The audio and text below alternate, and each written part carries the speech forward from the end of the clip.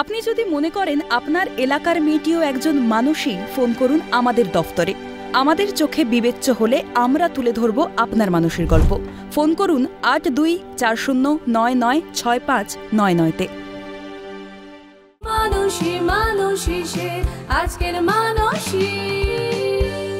নমস্কার, আমি পায়েল, দেখছেন আজকের মানুষই। কথা বলছি 1983 সালের। বাগনানে বাঙ্গালপুরের এক মেয়ে ভালোবাসত গান করতে, বিভিন্ন মঞ্চে করত গানের শো। হঠাৎ করে দেখা হলো এক সুপুত্রের সাথে গানের মঞ্চে, কারণ সেই ছেলে বেহালা বাজায়। দেখাশোনা হলো, হয়ে গেল বিয়ে। ছেলে শিল্পী মানুষ দেখে বিয়েটা হলেও কেউ দেখেনি সেই শিল্পীর বাড়ির অভাব। বিয়ের পর শ্বশুর বাড়ি গিয়ে হতবাক মেয়েটি, দেখলো ওই বাড়িতে হয়তো অর্ধেক দিন দুবেলা ভাতের হাঁড়িটাও চাপে না। ঘরের চাল তার দায়িত্ব সেরেছে বহু বছর আগে। বৃষ্টি হলেই মেঝেতে জল থই থই, এরম অবস্থা। সেখান থেকে শুরু হলো সংগ্রাম। সেই শূন্য থেকে লড়াই শুরু করে আজ কোথায় দাঁড়িয়ে মেয়েটি, তাই জানবো আমাদের আজকের পর্বে। আমি নমিতা সামন্ত, এটা আমার গল্প। গান ভালোবাসতেন নমিতা, নিজে পছন্দ করে বিয়ে। ভালোবাসার সঙ্গে বেছে নিতে হয়েছিল অভাবটাকেও। দুবেলা খাবারটুকু জুটত না। প্রথম মেয়ে যখন পিটে, তখন প্রায় ভিক্ষে করার দশা।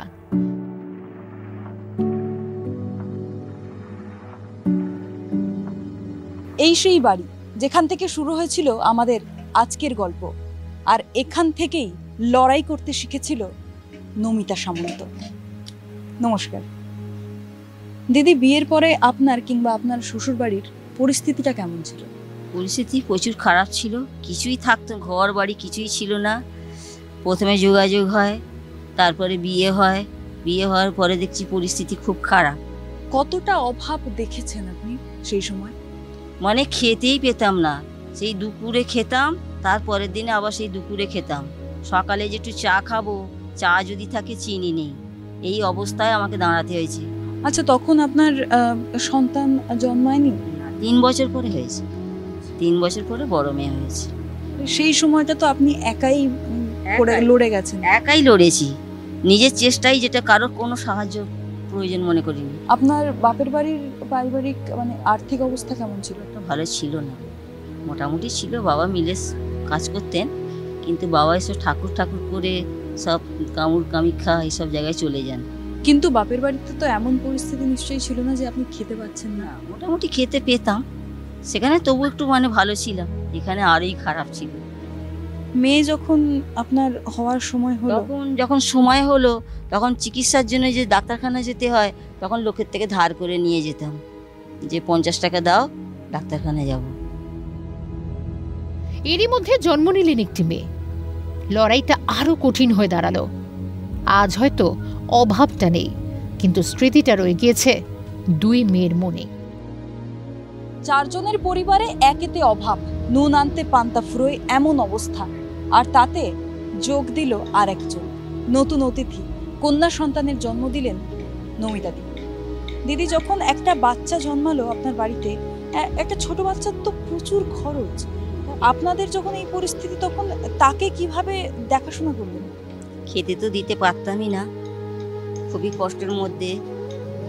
মানে যে মেয়ে এক পুকুরে দুধ খাওয়ার কথা, আধগো দুধ খাওয়াতাম, তারপরে বিস্কুট, সাবু এইভাবেই খাওয়াতাম, কিন্তু কিছু করার ছিল না সেই মুহূর্তে। আচ্ছা, আপনি তো গান ভালো করতেন, আর দাদাও শুনলাম তিনিও বেহালা বাজাতেন, খুব ভালো বাজাতেন। তাহলে সেটা নিয়ে আপনারা কেন কিছু করলেন না, বা সেটা দিয়ে কেন সংসার চলতো না আপনাদের? তখন তো এগুলো ঠিক ছিল না। এখন যেমন ভালোই প্রোগ্রাম হয়, তখন এতটা প্রোগ্রাম হতো না। তখন সেই মাঝে সাঝে যেটা হতো, কিন্তু সেটাতে কিছু এমন হতো না, সংসার চলতো না। বাবার রোজগারে যখন চলছিল না সংসার, তখন এগিয়ে এলেন মা।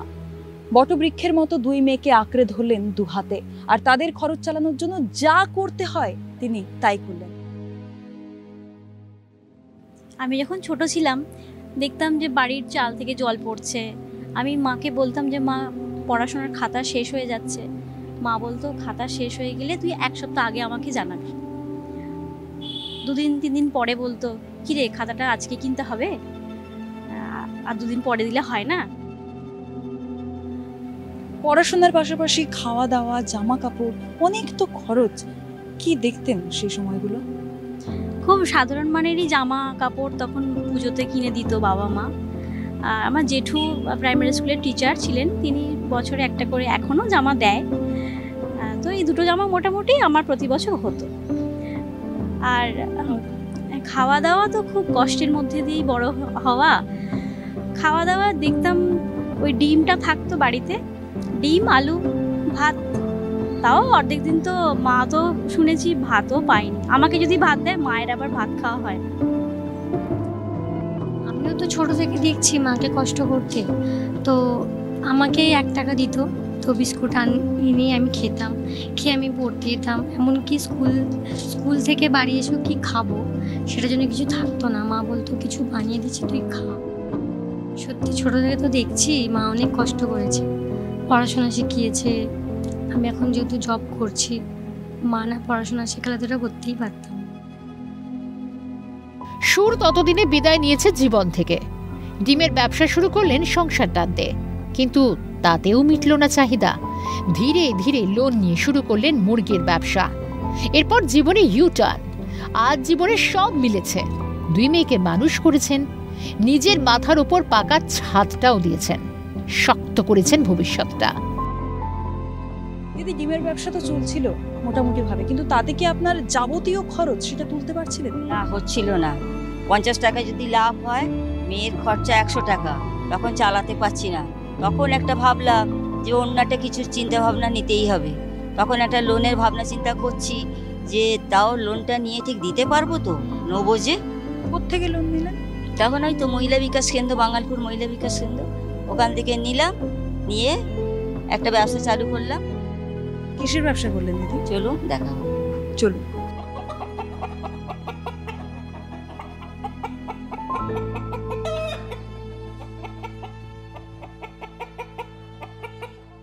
এই হলো আপনার ব্যবসা, তাই তো? এই হলো আমার ব্যবসা। এই ব্যবসা আমি আস্তে আস্তে বাড়িয়েছি, 50 থেকে 100, 100 থেকে 150, এরম করে করে আস্তে আস্তে বাড়িয়েছি। এখন আমার ব্যবসা 1200 পাখি। এ থেকেই আমি সব কিছু করেছি, নিজের চিকিৎসার জন্য খরচা করেছি, ভেলোরেও গেছি 4 বার। কি চিকিৎসা আপনার? এই যে হাতে পায়ের সমস্যা, ব্যথার জন্য ভেলোরে গেছি 4 বার। এ থেকেই আমার উন্নতি, মেয়েদিকে শিক্ষিত করানো, নিজে চিকিৎসা করা, বাড়ি করা, কল করা, কিছুই বাড়ি ছিল না, 0 ব্যালেন্স থেকে দাঁড়িয়েছি। নিজের কিছু সঞ্চয় করা, সব কিছু এ থেকেই হয়েছে। মেয়েদেরকে কতদূর পড়িয়েছেন দিদি? বড় মেয়েকে MA পাস করিয়েছি, ছোট মেয়েকে BA পাস করিয়েছি, আর মেয়ের বিয়ে দিয়েছি বড় মেয়ের। তারপরে মেয়েকে নাচ শিখিয়েছি, ছোট মেয়েকে কম্পিউটার শিখিয়েছি। এ থেকেই আমার সব ভবিষ্যতের জন্য সঞ্চয় করেছি কিছু, এবং ব্যবসার জন্য একটা মোটা টাকাও রানি। বড় মেয়ের বিয়ে দিয়েছেন, ছোট মেয়ে চাকরি করে, তারও জন্য পাত্রের খোঁজ চলছে। সুখী পরিবার নমিতা সামন্তের। এই গল্পের শেষটা এলাকার 4-5টা মেয়েকে অনুপ্রেরণা যোগায়। অনেকেই হতে চায় নমিতা সামন্তর মতো। ভাঙা বাড়ি থেকে শুরু করে আজ 3 তলা বাড়ি। মেয়েরাও নিজেদের পায়ে স্বাবলম্বী, পরিশ্রম করা সার্থক নমিতাদের। আজকের মানুষীতে আমরা দেখলাম শূন্য থেকে শুরু করে আকাশ ছোঁয়ার গল্প, এবং নমিতাদের মতো মহিলারাই আমাদের সমাজে অন্যান্য মহিলাদের অনুপ্রেরণা। মানুষী মানুষী সে আজকের মানুষী। আপনি যদি মনে করেন আপনার এলাকার মেয়েটিও একজন মানুষই, ফোন করুন আমাদের দফতরে। আমাদের চোখে বিবেচ্য হলে আমরা তুলে ধরব আপনার মানুষের গল্প। ফোন করুন 8240996599-তে।